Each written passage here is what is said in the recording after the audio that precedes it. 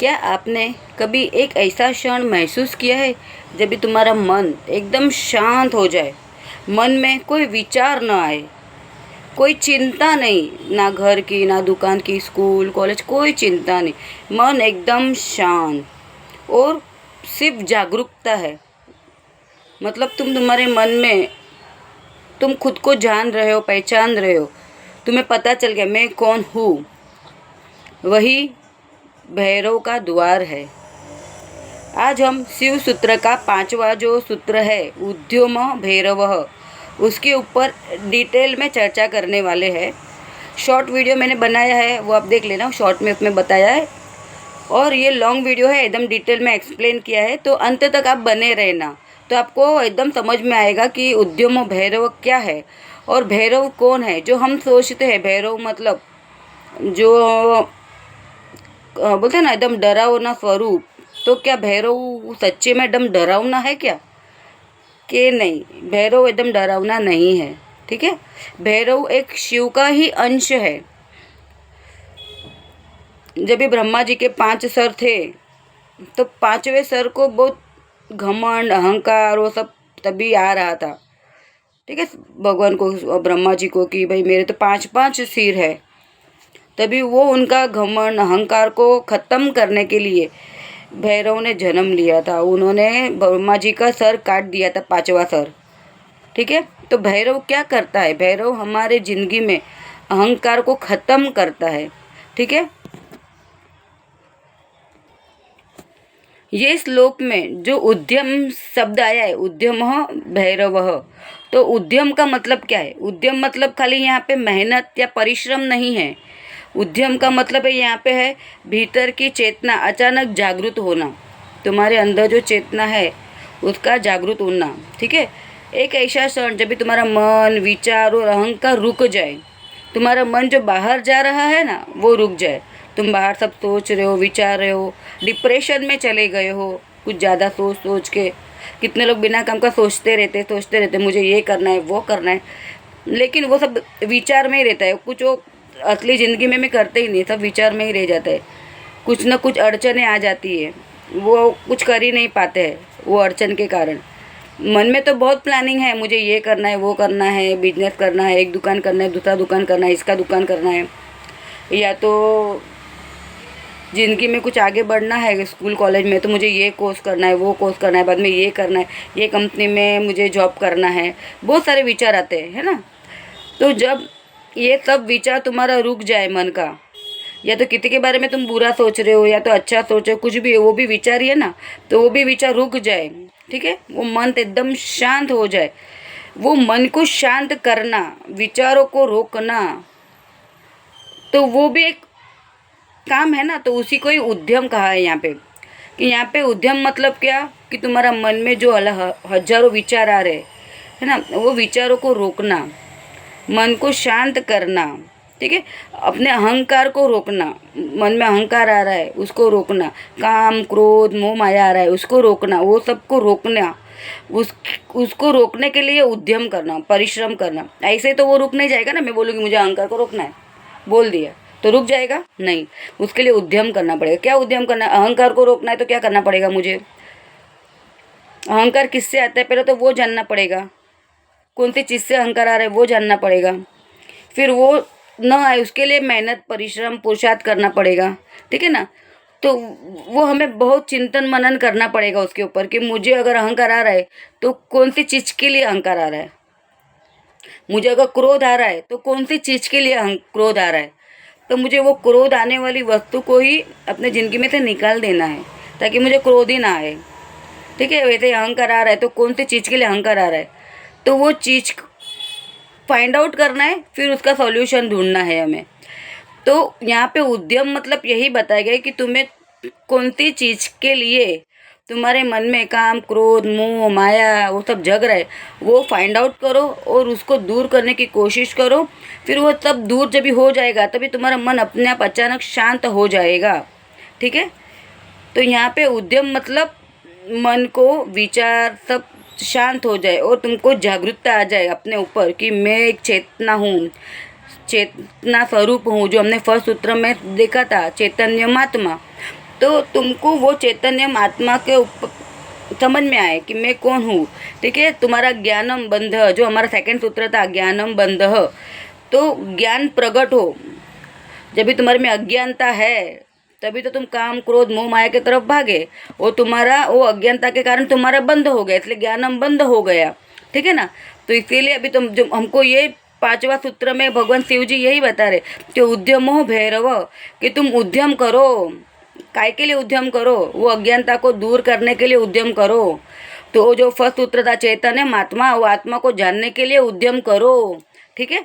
तो उद्यम का मतलब यहाँ पे है पुरुषार्थ करना, मेहनत करना, लेकिन कहाँ पे? अपने आप को जानने के लिए, अपने काम क्रोध मोह माया को दूर करने के लिए उद्यम करना। और जिस क्षण जो पॉइंट हमारा मन शांत हो जाता है ना, तभी ही शिव बोलना चालू करते हैं। ठीक है, शिव बोलना चालू करते हैं मतलब हमारा अंदर से ही आवाज़ आती है, हमारी आत्मा ही हमें बताती है तो ये कर, ये कर, ये कर, ये मत कर, ये तेरे लिए अच्छा है, ये तेरे लिए अच्छा नहीं है। अंदर से आवाज़ तो पहले से आती है, लेकिन हम उसको सुन नहीं पाते। क्यों? क्योंकि हमारे मन में इतने सारे विचार आते ना कि हम वो अंदर की आवाज़ सुन ही नहीं पाते। हम बाहर का ही ज़्यादा सुनते हैं। इसने क्या बोला, उसने ये कान हमारे दिए भगवान ने, तो हम बाहर का ही ये सब सुनते ध्वनि। हम ये कान से अंदर की ध्वनि सुनते ही नहीं है। लेकिन जब भी हमारा मन शांत हो जाता है ना, उसी क्षण जो शिव अंदर से बोलता है ना, हमें सुनाई देता है कि हाँ हमारे लिए अच्छा है, हमें ये करना है, ये हमारे लिए अच्छा नहीं है, हमें ये नहीं करना है। ठीक है। तो मन को शांत, अगर तुमको शिव की ध्वनि सुननी है, आवाज़ सुनना है, अंदर जो बोल रहा है उसको सुनना है, क्योंकि राइट गाइडेंस तो वही देता है। ठीक है, राइट गाइडेंस वही देता है, तुम्हें क्या करना है नहीं करना है। समाज वाले, सोसाइटी वाले बोलते हैं तू ये कर वो कर, राइट बोलते, वो भी नहीं बोलते ऐसा नहीं, लेकिन उनको हमारा भविष्य नहीं पता, कि ना ही उनको हमारा पास्ट पता है कि हम पास्ट में क्या क्या ज़िंदगी जी के आए हैं और भविष्य में हमारे साथ क्या क्या होने वाला है, वो उनको नहीं पता बेचारे को, है ना। लेकिन जो अंदर बैठा है ना, उसको सब पता है, क्योंकि उसने भोगा है हमारे साथ में, हमारा पास्ट से वो हमारे साथ आत्मा चलती आ रही है, और उसको वो भी पता है कि हमारा अभी आने वाला फ्यूचर क्या है, और हम लोग मर के कहाँ पे जाएंगे, फिर हमारा क्या है, वो सब भी उसको पता है। तो वो हिसाब से हमें गाइडेंस करता है। ठीक है। तो राइट गाइडेंस तो हमें वही बता सकता है ना, जिसको जैसे डॉक्टर के पास दवा लेने जाते हैं तो वो सब हिस्ट्री पूछता है ना, कि तुमने क्या खाया था, क्या नहीं खाया था, किसके कारण तुम्हें ये प्रॉब्लम हो गया, कितने साल से तुम्हें ये प्रॉब्लम है, तुमने पहला कौन से डॉक्टर को बताया था, तुमने कौन सा खून टेस्ट करवाया कि नहीं करवाया, कि एक्सरे करवाया या नहीं करवाया, सीटी स्कैन करवाई, वो सब जान के, हिस्ट्री जान के फिर ही दवा देता है ना। तो ऐसे ही हमारे आत्मा को हमारी पूरी हिस्ट्री पता है कि तुम पहला क्या जन्म लिया था, पहला तुम्हारा पास्ट लाइफ क्या था, पास्ट लाइफ में तुमने क्या क्या कर्म बांधे थे, वो कर्म के हिसाब से तुम्हें अभी कर्म उदय में आ रहा है, वो तुम भोग रहे हो ना। तो जो कर्म उदय में आया, तुमने अगले टाइम उसके साथ कुछ गलत किया होगा, तो अभी वो उदय में आया है तो वो तुम्हारे साथ गलत कर रहा है, तो वापस से उसके साथ तुम गलत करोगे, तो वापस से तुम नया कर्म बांधोगे, वापस से वो भोगना पड़ेगा। तुम्हें नहीं पता कि अभी वो व्यक्ति ने मेरे साथ कुछ किया है ना गलत, या उसने मेरा पैसा ले लिया, मेरी प्रॉपर्टी ले लिया, कुछ भी ले लिया, कि तुमने अगले जन्म में शायद उसका लिया होगा, तो इसलिए ये जन्म में उसने लिया है। ठीक है ना। तो तुम्हें कुछ नहीं पता पास्ट में तुमने उसके साथ क्या किया था, कि जो उसने अभी तुम्हारे साथ ऐसा किया, लेकिन वो आत्मा को सब पता है। ठीक है। तो वो तुम्हें राइट गाइडेंस देती है कि तुम्हें क्या करना चाहिए, क्या नहीं करना चाहिए। ठीक है। तो वो तुम्हें गाइडेंस कभी मिलेगा जब भी तुम वो आवाज़ को सुनोगे, और वो आवाज़ के सुनने के लिए तुम्हें तुम्हारा मन में जो विचार आ रहे हैं ना, जो उसको शांत करना पड़ेगा। तो वो मन के विचार को, मन को शांत करने के लिए तुम्हें उद्यम करना पड़ेगा। तो शिव हमें यही बता रहे कि उद्यम करो, उद्यमो भैरवः। अभी जो हमारा उद्यमो भैरव, उस पर उद्यम का वर्ड तो तुमने समझ लिया। मतलब अभी भैरव मतलब क्या, यहाँ पे भैरव मतलब कोई डरावना स्वरूप नहीं है जिससे हम डरते। भैरव, हाँ, भैरव मतलब क्या है, वो परम चेतना है। भैरव मतलब परम चेतना। भैरव बाहर नहीं मिलता है कहीं। ठीक है, वो कोई बाहर नहीं है, वो तुम्हारे भीतर ही है। ठीक है। जब भी हमारा भय समाप्त हो जाता है ना, तब वो भैरव प्रकट होता है। ठीक है। जब भी हमारे अंदर भय है, कोई जात का डर है, तो वो भैरव नहीं प्रकट होगा। हमें वो भय को समाप्त करना पड़ेगा। तुम्हें सोचना पड़ेगा मुझे भय है तो कौन सी चीज़ का भय है। हाँ, हमें डर है तो काय का डर है? मृत्यु का डर है, हमारी कोई प्रॉपर्टी छीन लेगा उसका डर है, या हमारा मान सम्मान का डर है? कौन सी चीज़ का डर है? जब भी तुम्हारा डर समाप्त हो जाएगा ना, तभी वो भैरव प्रकट होता है। क्योंकि जब भी वो भैरव प्रकट हो जाता है ना, फिर तुम्हें कोई जात का भय लगता ही नहीं है। भय नहीं लगता है, उसका उदाहरण ही है। जब इसके लिए तो साधु संत इतने जंगल में जाते हैं जहाँ पे शेर है, अजगर, सब कितने खूंखार एनिमल्स रहते हैं, तो भी वो बिंदास रहते हैं। वहाँ पे उनको जंगल में ना पानी का सुविधा, ना लाइट का सुविधा, खाना पीना मिलेगा नहीं मिलेगा पता नहीं, ठंडी में कैसे रहेंगे, गर्मी में कैसे रहेंगे, लेकिन वो हो जाता है, वो रहते हैं, कितने सालों सालों तक रहते हैं। और उनकी उम्र भी देखो पहले के ऋषियों की, 200 500 1000 कितने कितने साल से हम लोग वो हमको पता ही नहीं चलता है। वो छुप के रहते हैं, गुफाओं में रहते हैं। हाँ, उनकी गुफा का वो एरिया कितना रहता है, वो बैठ सके या तो लंबा सो सकते हो गए, बस इतना ही होगा शायद। और हमको तो अभी बड़े बड़े फ्लैट भी कम गिरते रहने के लिए, है ना। तो हमको बड़ा घर होगा तो भी हम क्या करते, भाड़े पर चढ़ा के और बड़ा घर में रहने को जाने का सोचते, प्लानिंग करते। तो हमको तो ये भी भय है कि घर छोटा है, दुकान छोटा है, ये छोटा है, वो छोटा है। वो कैसे उतने में भी एडजस्ट करते हैं। कुछ सुविधा नहीं है, वो गुफा के अंदर भी एसी भी नहीं है, पंखा भी नहीं है, लाइट भी नहीं है, फिर भी रह रहे। वो भय समाप्त हो गया उनको। इनको वो भी भय नहीं है कि मुझे लाइट पंखा नहीं है, मेरे को हवा नहीं आ रही है, मेरे को ऑक्सीजन नहीं मिलेगा तो मैं कैसे रहूँगा, मुझे कोई खा जाएगा तो मैं कैसे रहूँगा। कुछ भी भय नहीं, कुछ मतलब कुछ भी। क्यों? क्योंकि उनको विश्वास है इतना, अंदर जो बैठा है ना उसके ऊपर विश्वास है। और वो विश्वास प्राप्त करने के लिए भी उन्होंने मेहनत किया है। बिना मेहनत के उन्होंने वो विश्वास भी प्राप्त नहीं किया, ठीक है ना। नहीं तो आज इतने घनघोर जंगल में रहना, जहाँ पे बिना चंपल के वो चल के जाते हैं, इतने रास्ते में कांटे हैं, पत्थर है, उनको सहन करना। और वो जब भी जंगल में रहते हैं ना, वो साधना करते हैं, तो वहाँ के एनिमल्स का भी वो भी है ना, वो जो संतों का जो ओरा रहता है इतना पॉजिटिव बन जाता है ना, और वो इतने वो दिल से इतना करुणामयी बन जाते हैं कि उनकी भाषा वो जैसे कि वो एनिमल्स भी समझते हैं। वो भी उनको मारते नहीं हैं, वो भी वहाँ पे आते हैं। और साधु संत भी है ना, उनके लिए खाना बना वहाँ पे बाहर झुपड़ी के बाहर रख देते हैं। वो आते हैं, खाना खाते हैं, पानी पीते, वो चले जाते हैं, वो उनको कुछ करते भी नहीं है। इतना बोलते ना, वो प्रभाव है एक खुद को अंदर से शिव को जानने का, कि वो शिव ही उनकी रक्षा भी करते हैं। क्योंकि जो शिव उसके अंदर है वही शिव तो एनिमल्स के अंदर भी है ना। तो उनको भी पता चल जाता है भाई कि ये जो साधु बैठा है यहाँ पे, कि जो साधक बैठा है यहाँ पे, वो मेरा कुछ नहीं करने वाला, ठीक है। तो वो खूंखार जानवर भी उनको कुछ नहीं करता है। तो वो जो डर है ना वो समाप्त हो जाता है ना, तभी वो भैरव प्रकट होता है, ठीक है। तो वो भैरव ही रक्षा करता है वो सब एनिमल से भी उनकी, ठीक है। हम लोग बोलते हैं ना भैरव, वो मंदिर के बाहर भी भैरव खड़ा रहता है रक्षा करने के लिए। तो वो भैरव हमारे अंदर भी खड़ा है रक्षा करने के लिए हमारी, ठीक है। हमको सिर्फ वो भैरव को प्रकट करने को आना चाहिए। तो भगवान शिव वही बोलता है कि भैरव जो मेरा अंश है, वो खाली वो मंदिर में दिखता है, वो भैरव नहीं है खाली, ठीक है। वो हमारे अंदर सबके अंदर है। तुम्हें वो प्रकट करने को आना चाहिए, तुम वो प्रकट करो, उसके लिए उद्यम करो। उद्यमो भैरव, उद्यम करोगे तो भैरव प्रकट होगा तुम्हारे अंदर ही। तो तुम्हें कोई डर नहीं लगेगा। जब भय समाप्त होता है ना, तभी वो भैरव प्रकट होता है। और तुम्हें वही भैरव प्रकट करने के लिए पुरुषार्थ करना है, मेहनत करनी है, ठीक है। तो भैरव प्रकट होता है। जिस दिन आप अपने मन को शांत करने को सीख जाओगे ना, उसी दिन शिव आपकी ओर चल पड़ेंगे। अपने मन में हजारों सवाल आते हैं, है ना। मन यहाँ भागता है, वहाँ भागता है, ये सब हमारी मन बहुत भागता है ना। इसके लिए क्या होता है, हम शिव से दूर हो जाते हैं। हम हमारे मन को अंदर नहीं लेके जाते शिव के पास। कहाँ पे लेके जाते, बाहर लेके जाते। हमारा मन बैठे बैठे कभी लंदन पहुँच जाएगा, कभी अमेरिका पहुँच जाएगा, कभी गांव में पहुँच जाएगा, कभी दुकान पहुँच जाएगा, कभी घर पहुँच जाएगा, कभी टीचर ने क्या करवाया था, कॉलेज में क्या करवाया था, दुकान पे बॉस ने क्या करा, है ना। मन बाहर भागता है। तो तुम्हारा मन जहाँ पे भागेगा तुम भी तो उधर भागते हो ना। आज मेरे को मन किया मुझे ये खाना है, दूसरी क्षण क्या होगा, फ़ोन पे ऑर्डर हो जाएगा, पिज़्ज़ा मंगाना है, ये मंगाना है, ऑर्डर दे दो ऑनलाइन, है ना। या तो फिर खुद तैयार होके बच्चों बीवी बच्चा हस्बैंड को लेके होटल पहुंच जाओगे, तुम्हारा मन वहाँ पे भागा तो तुम भी वहाँ पे भागे, है ना। मन में आया मुझे शॉपिंग करने को जाने का है, फिर क्या होगा आज सेल लगा है, चलो जाते शॉपिंग करने को। दूसरे क्षण पैसा निकालो जाओ, पैसा निकाल के भी जाते, मोबाइल में डायरेक्ट पेटीएम करो, है ना, डायरेक्ट उठो भागो।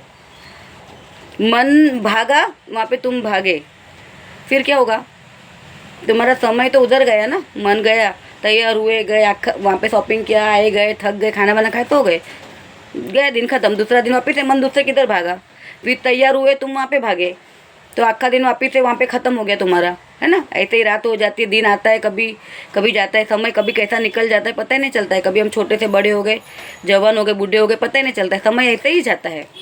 ठीक है, मन भागता है, हम वहाँ पे भागते हैं, और समय भी वहाँ पे ही भागता है फिर, है ना। उधर ही मेरा समय गया ना। मैं मॉल में गई, सोचा था मैं जाऊँगी, कल सेल लगा है, अभी अगस्त आ रहा है ना, अगस्त में सेल लगेगा 15वीं अगस्त, तो सब भागेंगे। एक दिन अगस्त रहता है 15 अगस्त, लेकिन सेल लगता है 5-10 दिन। हाँ, 5-10 दिन तक फिर हम लोग जाते हैं, भागते हैं वहाँ पे शॉपिंग करने को, है ना। जब भी सेल तो खाली नाम का रहता है, पैसा तो पूरा ले लेते हैं लोग। लेकिन क्या हुआ, मन वहाँ पे भागा, हमारा तो मन भागा। हमने हमारे साथ में क्या किया, हमारे फ्रेंड सर्कल को भी पकड़ा, चल जाते हैं वहाँ पे शॉपिंग करने को। तो हमने दूसरे को, मन को भी क्या किया, उनको भी भगाया। खुद तो भागे, दूसरे को भी लेके भागे, है ना। सब लोग गए शॉपिंग में, वहाँ पे 3-4 घंटा तो आराम से जाता ही है, ज़्यादा ही जाता है मॉल में, है ना। ऊपर गर्दी रहती तो और जाता है टाइम बिलिंग करने को, ये वो। मन भागा, हम तो भागे, साथ में दूसरे 5-10 जन को लेके भी भागे, तो उनका भी हमने क्या किया, उनका भी आत्मा उद्धार नहीं करने दिया, उनको भी लेके भागे। सबका टाइम भी वहाँ पे गए, सबका टाइम बिगड़ा, पैसा बिगड़ा, समय बिगड़ा, दिन बिगड़ा पूरा। सबसे कीमती चीज़ है वो तो समय ही है, ठीक है, सबसे कीमती समय ही है, और कुछ कीमती नहीं है। एक बार समय गया वो वापस नहीं आता है, ठीक है ना। आज की तारीख है जो 20 तारीख है, तो अभी समझो 20 तारीख गई, तो वो 20 तारीख ये जुलाई महीने की वापस आने वाली है क्या, 20 जुलाई 2026, तो वापस आएगी क्या वो ज़िंदगी में। मैं मर जाऊँगी तब तक नहीं आएगी, क्योंकि 26 के बाद में तो 2027 आ जाएगा, फिर 28 आ जाएगा, तो 20 जुलाई 2026 वापस आने वाली है, नहीं आने वाली है। तो समय इतना कीमती है, इतना कीमती है कि तुम्हें प्रभु कहते हैं कि तुम जानो तुम क्या वेस्ट कर रहे हो, कीमती समय वेस्ट कर रहे हो, मनुष्य भाव वेस्ट कर रहे हो, है ना। तो यहाँ पे भगवान यही बोल रहे हैं कि तुम्हारे मन को शांत करो पहला। जब भी तुम्हारा मन शांत हो जाएगा ना, तो शिव अपने आप तुम्हारे पास आ जाएंगे। तुम मन जब भी शिव में डालोगे, हाँ, तो क्या करोगे, तुम शिव को मन में डालोगे तो क्या करोगे, तुम तो शिव के पास पहुँचोगे ना, तो तुम्हें उसका अनुभव होगा। तुम्हें उसका अनुभव होगा तो तुम क्या करोगे, दूसरे 10 जन को भी बताओगे, नहीं नहीं सच्ची होता है, ये मंत्र से होता है, ये जाप से होता है, सच्चे प्रभु है, मेडिटेशन करना चाहिए, है ना, चक्रों को जागृत करना चाहिए। तुमने उसका अनुभव करोगे तो तुम दूसरों 10 जन को भी बोलोगे, फिर उनको भी तुम करवाओगे, है ना। तो अब खुद मन को बाहर लेके जाओ, दूसरे 10 जन को भी उधर लेके जाओ, खुद का भी तुम कल्याण नहीं करते हो, दूसरा 10 जन का भी कल्याण नहीं करते हो, है ना। तो क्या हुआ, जो हमारा एक सूत्र था कि ज्ञानाधिष्ठान मात्रिका, है ना, ज्ञानाधिष्ठान मात्रिका, जो हमने चौथा सूत्र देखा था, ज्ञानाधिष्ठान मात्रिका, उसमें क्या था कि हमारा विचार जहाँ जाता है ना, तो शब्द से ही हमारा विचार बनता है ना। सब एक एक वर्ण, शब्दमाला का वर्ण, उसे शब्द बना, वो शब्द हम लोग जहाँ पे फिर विचारते हैं, फिर क्या हुआ, तो उससे ज्ञान से ही हम लोग ने क्या किया, यहाँ पे बंधन बांध रहे हम लोग, ठीक है। तो जिससे फ़ायदा नहीं है, वहाँ पे हमारा ज्ञान नहीं लेके जाना है, ठीक है। हमारी मातृका वहाँ पे मत लेके जाओ। मातृका वो क्या है, शक्ति है। हम विचार हमारी शक्ति है, मन में जो विचार आता है वो शक्ति है। हम शक्ति को रॉन्ग डायरेक्शन में लेके जा रहे हैं, ठीक है। वो शक्ति को रॉन्ग डायरेक्शन में नहीं लेके जाना है, राइट डायरेक्शन में लेके जाने का है शक्ति को। तो क्या होगा, वो मन विचार को राइट डायरेक्शन में तुम जब भी लेके जाओगे, तो उससे तुम्हारा भी उद्धार होगा, और तुम तुम्हारे फ्रेंड सर्कल का, रिलेटिव्स का भी उद्धार करोगे, ठीक है। तो यहाँ पे शिव जी यही कहते हैं कि तुम्हें तुम्हारे मन को, विचार को राइट डायरेक्शन पे लाना है, मन को शांत करना है। तुम जब भी मन को शांत करोगे, विचार को शांत करोगे, तो भैरव अपने आप प्रकट होता है, शिव जी अपने आप आते हैं, वो अंदर से अपने आप तुम्हें गाइडेंस भी करते हैं, तुम्हें क्या करना है नहीं करना है वो तुम्हें सब बताते हैं।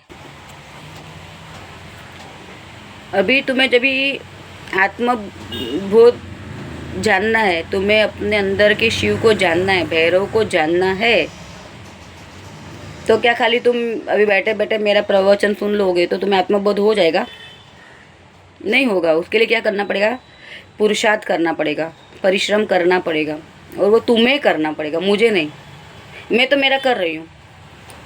अगर तुम्हें जानना है भैरव को तो उसका परिश्रम तुम्हें ही करना पड़ेगा, ना कि तुम्हारे मम्मी पापा को, तुम्हारे घर के कोई फैमिली मेम्बर को। अगर वो पुरुषार्थ करेंगे तो उसको जानने को मिलेगा, तुम करोगे तो तुम्हें जानने को मिलेगा। और जब पुरुषार्थ करोगे, वो रास्ते पे चल पड़ोगे, तो राहों में बोलते हैं ना, मुश्किलें भी आती है, चुनौतियाँ भी आती है, तो वो सबका सामना भी करना पड़ता है। ठीक है ना? तो तुम जो पुरुषार्थ करते हो, मेहनत करते हो, है ना, शिव के पास जाने के लिए, अपने आप को जानने के लिए, तो वो जो मेहनत है ना, वो मेहनत ही भैरव है। ठीक है? परिश्रम जो कर रहे हो वही शिव है। तुम जब भी साधना मार्ग में जाते हो ना, तो तुम जो साधना करते हो, जो मेहनत करते हो, जो परिश्रम करते हो, वही भैरव है, वही शिव है। शिव और कोई नहीं है। तुम साधना मार्ग में जाना, उपसर्ग को सहन करना, एक ही जगह पे 2-2 4-4 घंटे बैठ के जाप करना, मेडिटेशन करना, ध्यान करना, दान करना, पुण्य करना, तुम्हारे पास थोड़ा है उसमें से भी तुम वो दे देते हो दूसरे को, किसी को ज़रूरत है उसको, है ना, तो वो सब जो पुरुषार्थ है तुम्हारा, है ना, वही क्या है? वही भैरव है, वही शिव है। क्योंकि इजीली तुम ये नहीं कर सकते हो, उसके लिए बहुत मेहनत चाहिए। आज कोई तुम्हें बोलेगा कि भाई तुम मुझे तेरा ये दे दे, तो हम जल्दी नहीं देंगे, है ना। अगर अपना वो व्यक्ति हमको बहुत पसंद है तो हम ज़रूर देंगे, अगर पसंद नहीं है तो हम नहीं देंगे। उल्टा हम क्या करेंगे? हम उसका भी छीन लेंगे, है ना।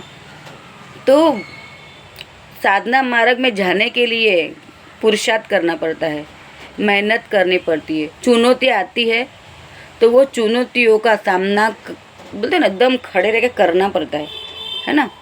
चुनौतियाँ बहुत आती है, बहुत इजीली तुमको ये मार्ग में जाने को नहीं मिलता। ठीक है? जैसे इजी में तो हमें संसार की कोई चीज़ चाहिए तो वो भी नहीं मिलती ना, और वो संसार की चीज़ तो क्या है? वो तो रियल है ही नहीं ना, वो तो मोह माया है, वो तो रियल है ही नहीं। और तुम्हें तो रियल चीज़ चाहिए, रियल प्रभु चाहिए, प्रभु को प्राप्त करना खाने का काम नहीं है। चुनौतियाँ तो आएगी, भगवान बहुत परिश्रम लेते। जैसे बोलते ना, वो एक पिक्चर में वो अमिताभ बच्चन ने भी अमिताभ बच्चन का लड़का है, वो बोलता है ना वो डायलॉग कि वो पत्थर छेनी हथौड़ा फिर वो मारो तो मूर्ति बनती है, वो ऐसा सब डायलॉग है, तुमको पता ही होगा। वो पिक्चर का नाम क्या है? बागबान।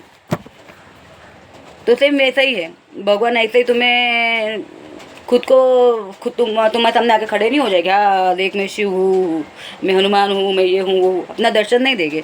वो पहला तुम्हारी परीक्षा लेते हैं, बहुत परीक्षा लेते हैं ऐसे। और कितने लोग बोलते हैं ना, भाई मैं तो इतना अच्छा हूँ, मैं इतना अच्छा करता हूँ, सबकी मदद करता हूँ, फिर मेरे को ही कष्ट क्यों मिलता है? अरे भाई तुम भगवान के लाडले हो, इसके लिए तुम्हें कष्ट मिलता है प्रभु जी। भगवान के लाडले होते हैं ना, उनको ही कष्ट मिलता है। बाकी तो तुम बोलोगे भाई ये तो इतना दारू पीता है, ये गांजा पीता है, ये इतना चोरी करता है, डाकू, सब सब बोलते हैं ना बुराई है उसमें भरी हुई है, लेकिन वो तो कितना झलसा करता है। उनके पास इतना बड़ा बंगला है, गाड़ी है, वट में घूमता है, समाज में नाम है, टीवी में समाचार में आता है, किधर का नेता बन के बैठा है, किधर का मुख्यमंत्री, किधर का ट्रस्टी, क्या क्या बन के बैठा है। और हम लोग सारे इतने अच्छे हैं और हमको कुछ नहीं मिलता है। क्यों नहीं मिलता है? उनको ये भाव में मिला है, पहले का कुछ अच्छा कर्म किया होगा ना, इसलिए अभी वो भोग रहे अभी, है ना। और तुम ये जन्म में भी जो साधना कर रहे हो ना, या तो करने वाले हो अभी, है ना, ये शिव सूत्र सुनने के बाद में, तो जब भी तुम साधना कर रहे हो तो तुमको अभी ये मेरा जितने घंटे का वीडियो बनने वाला है, ठीक है, उतना घंटा भी तुम बैठ रहे हो ना, वो टाइम पे तुम्हारा मन सिर्फ इधर है ना, तभी भी तुम भैरव हो। ठीक है? कौन हो? भैरव, क्योंकि तुम मेहनत कर रहे हो सुनने के लिए, है ना। तो वो मार्ग पे चलना, वो सुनना बहुत कठिन है। तुम सुनते सुनते भी देखो तुम्हारे, है ना, तुम ये सुनोगे ना तो भी कितने लोग बीच बीच में तुम्हारा मोबाइल मांगने आ जाएंगे या डिस्टर्ब करेंगे, ये मम्मी ये दे, मम्मी वो दे, है ना। बहुत अड़चन आती है ये व्याख्यान सुनने के लिए भी। डायरेक्ट सुनने नहीं मिलता कि तुम आराम से बैठो और 1-2 घंटा भगवान का प्रवचन सुनो। कि किधर स्थानक में जाके प्रवचन सुनो, उसके लिए भी घर का सुबह उठ के सब काम वाम करके ये वो पता के जाओ, या तो दुकान पे जाने वाले को भी दुकान का सब बॉस का भी 2 बात सुनने मिलता है, या उसको बोलना पड़ता है भाई मैं इतना सुन के बाद में आता हूँ, है ना। तो बहुत अड़चने आती है। ऐसे ही वो शिव नहीं मिलते, ठीक है। भगवान को प्राप्त करना है तुम्हें, भगवान को, बॉस को नहीं खुश करना है, भगवान को खुश करना है। बॉस को खुश करने के लिए भी कितना पापड़ बेलना पड़ता है प्रमोशन के लिए।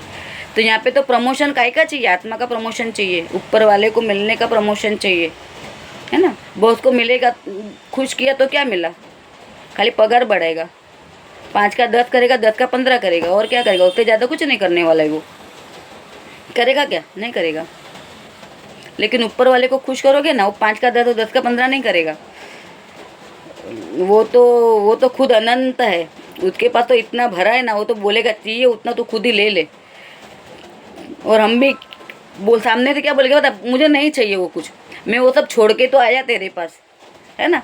हम वो सब मोह माया को छोड़ के तो प्रभु के पास आए, क्योंकि वो सब उसमें वो खुशी आनंद नहीं है, वो हमें पता चल जाता है जब भी हम उद्यम करते हैं वो भैरव को प्राप्त करने के लिए। फिर हमें पता चला नहीं मुझे वो सब में कुछ खुशी नहीं मिलने वाली, मुझे तो खुशी तुम्हारे में मिलेगी। हम बोलेंगे भाई हमको तो तेरे में संभाले, हमें तेरे में विलीन हो जाना है, मिक्स हो जाना है। मीरा बाई भी है ना, शंकर की मूर्ति में लाश में विलीन हो गई थी, उनका मृत्यु नहीं हुआ था, वो भजन करते करते लास्ट में शिव में विलीन हो गई थी, है ना। क्यों, क्योंकि उसके अंदर खुशी आनंद इतना मिलता है ना, वो तो वही जाने जो उसमें गया है। हम तो क्या जाने, वो तो हमारे पास तो शब्द ही नहीं है कि मैं उसके बारे में कुछ बोलूँ, है ना। तो हमें पुरुषार्थ करना है, ठीक है। और वो पुरुषार्थ ही क्या है, भैरव है। अभी उद्यम, हमें कौन सी चीज़ का उद्यम करना है। ये जो संसार है ना, वो कारागृह है, जेल है, जेल। वो जेल से बाहर निकलने का प्रयास ही करना है, ठीक है, वही उद्यम है। ये कारागृह से बाहर निकलने का प्रयास ही क्या है, उद्यम है। उद्यम जो भैरव है हमारे अंदर, वो भैरव में विसर्जित हो जाने का प्रयास है, ठीक है। हमें अंदर जो भैरव है उसके अंदर क्या करना है, विसर्जित हो जाना है। उद्यम काय का करना है, उद्यम करना है खुद के अंदर जो भैरव है उसके अंदर एक रूप हो जाने का प्रयास करना है। एक रूप, तू जैसा मैं भी वैसा एक रूप हो जाना, उसके अंदर मिल जाना, उसका उद्यम, ठीक है। तो उद्यम क्या है, कारागृह से मुक्ति, खुद के अंदर जो भैरव है उसके अंदर विसर्जित हो जाना, खुद के अंदर जो भैरव है उसके अंदर एक रूप हो जाना, खुद का अस्तित्व को रूपांतरित करना, ठीक है, उस समाप्त करना, मतलब कि जो अभी मैं हूँ वो अपने आप को भूल जाना कि मैं ये व्यक्ति हूँ, अपना नाम रूप वैभव वो सब भूल जाना और अपने आप को रूपांतरित करना, और वो जो भैरव है उसके अंदर मिल जाना, उसके जैसा हो जाना, ठीक है। अपने आप को समाप्त करके उसके अंदर मिक्स हो जाना, उसका उद्यम करना, ठीक है। और इसके लिए हमें बहुत ही साहस और पुरुषार्थ की ज़रूरत है। ऐसे ही कोई भी अपना अस्तित्व ख़त्म नहीं कर देता है ना। आज मैंने बहुत नाम पैसा सब कमाया, अभी वो मैं बोलूँगी मुझे साधना मार्ग में जाना है, मुझे भी मेरी प्रॉपर्टी नहीं चाहिए, मेरे को दान दे देना है, तो इजीली पैसा नहीं छूटेगा, है ना। उसके लिए पुरुषार्थ लगेगा, मेहनत लगेगी। और दूसरी बात सब चीज़ के लिए, ये मार्ग में जाने के लिए पुरुषार्थ चाहिए, हिम्मत चाहिए।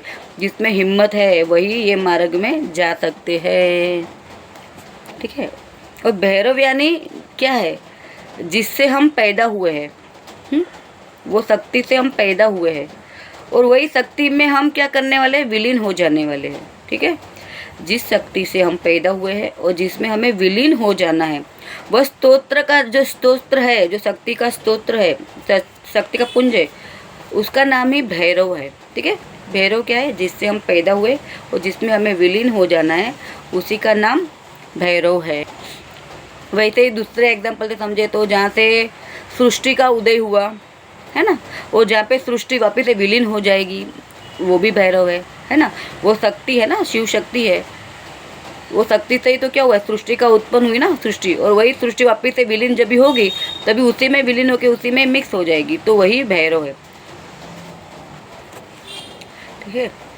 जो सदा था, सदा है, सदा रहेगा, वही भैरव है, ठीक है ना। शिव पहला भी था। शिव के माँ बाप कौन है, किसी को पता है क्या? नहीं, वो तो सदा से पहले से है, वो अभी भी है और भविष्य में भी रहेंगे। सदा था, सदा है, सदा रहेगा, तो वही कौन है? वही भैरव है। ठीक है, जिस दिन हमें ये कारागृह से मुक्त हो जाएंगे, ठीक है, बाहर निकल जाएंगे और इस मार्ग पर चल पड़ेंगे और ये मार्ग पर चलने की हम चेष्टा चालू कर देंगे, उसी दिन हम भैरव बन जाते हैं।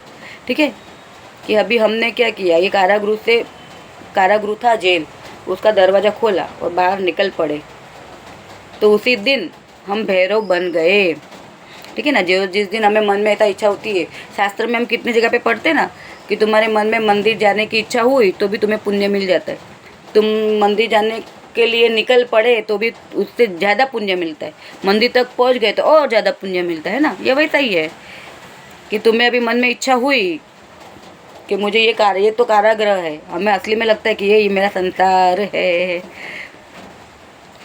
है, राइट है, लेकिन संसार जैसा नहीं है, मोह माया है, हमें समझना है। और ये कारागृह से के दरवाजे खोल के उससे बाहर निकलना है, उसका बाहर का निकलने का प्रयास करना है, पुरुषार्थ करना है, उद्यम करना है।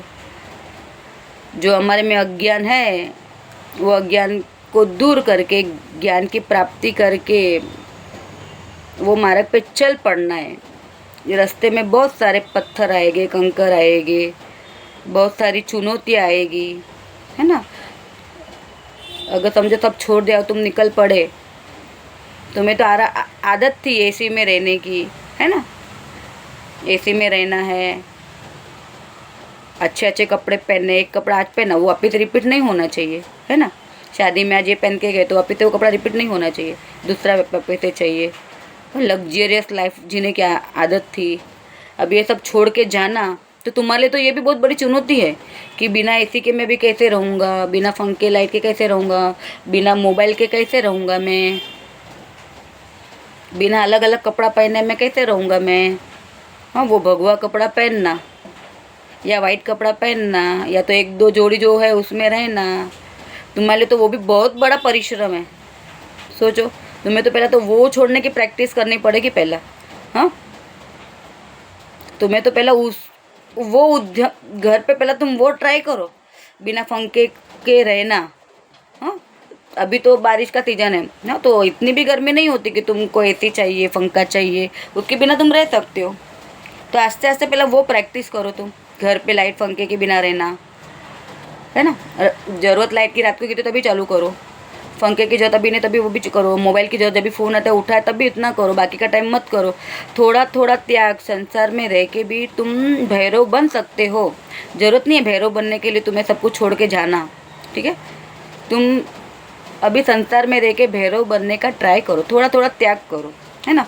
जितना यूज़ करते हो उतने थोड़ा सा बोलते ना क्वांटिटी कम कर दो और वो क्वालिटी लेके आओ।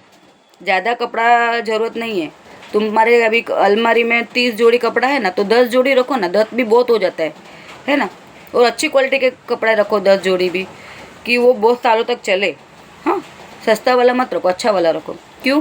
क्योंकि जो हमारे कपड़े रहते हैं ना उसमें भी हमारा वाइब्रेशन रहता है ना। क्योंकि बोलते हैं ना हम लोग जब जाप करते, साधना करते, तो बोलते हैं कि एक ही आसन रखो, पूजा का एक ही कपड़ा रखो। क्यों? क्योंकि वो कपड़े में भी वाइब्रेशन होता है तुम्हारा, है ना। वो पॉजिटिव वाइब्रेशन भी तुमको हेल्प करता है तुम्हारा चक्र को जागृत करने के लिए, ऊपर लाने के लिए, है ना। तो बहुत सारे कपड़े फिर वो पहन के छोड़ दो, है ना, कुछ मतलब नहीं है। अगर तुम साधना मार्ग में जाते हो ना तो तुम्हारे कपड़े भी लिमिटेड रखो, अच्छे क्वालिटी के रखो, फिर वही पहनते रहो।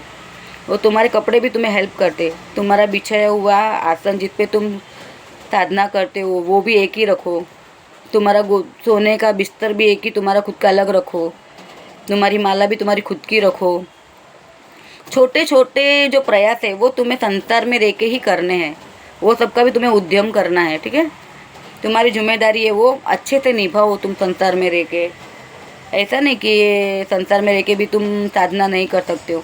शिव ने कभी नहीं बोला कि तुम संसार को छोड़ दो एकदम और तुम मेरे मार्ग पे आ जाओ, नहीं, कभी नहीं बोला। तुम संसार में रह के भी जो साधना करते हैं ना, वो साधक, वो साधना करने वाला, वो तो और बड़ा मेरे हिसाब से त्यागी है। क्योंकि संसार में रह के तुम्हें वैराग्य और ज़्यादा आता है। सब कुछ छोड़ के जाके साधना करना इजी है, मैं सब कुछ छोड़ दूँ और साधना करूँ, मुझे तो कोई डिस्टर्ब करने वाला नहीं है, तो तभी इजीली मैं साधना कर सकती हूँ। लेकिन संसार में रहकर साधना करना वो बहुत डिफ़िकल्ट है, बहुत डिफ़िकल्ट है।